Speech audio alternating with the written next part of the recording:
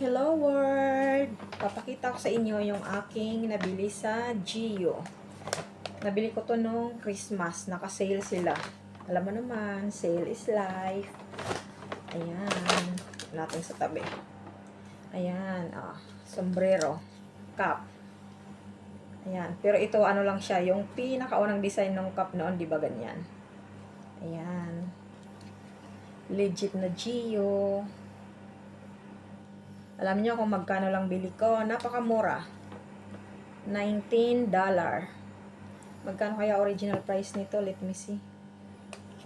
Tingnan natin. Ayan o, 19. Tingnan ko nga kung hindi mapunit. 79.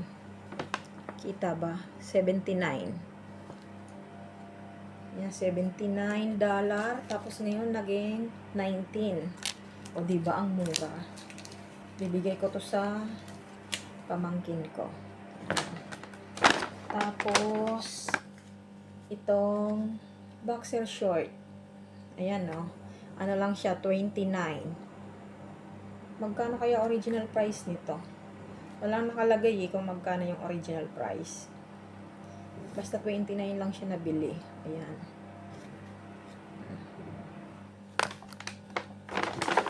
Ano pa ba? Short ni Lewis. Oops. Ito, XL. Ito naman, $99 siya. Nabili ko lang to ng 79. Ito siya, oh. Ayan. May dalawang bulsa dito. Ayan, oh, bulsa. Tapos, isa sa likod. Ayan.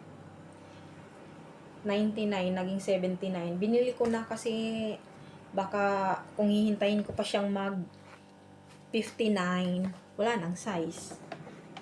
Tapos lumipat ako sa kabila, lumipat ako sa Uniqlo. Ayan oh.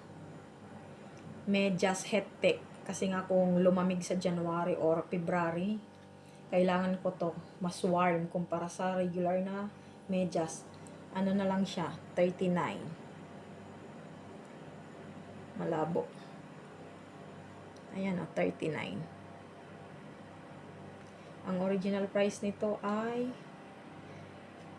59 ata ang original price nito o 79. Naging ano siya o, 39. That's it on my vlog. Bye-bye.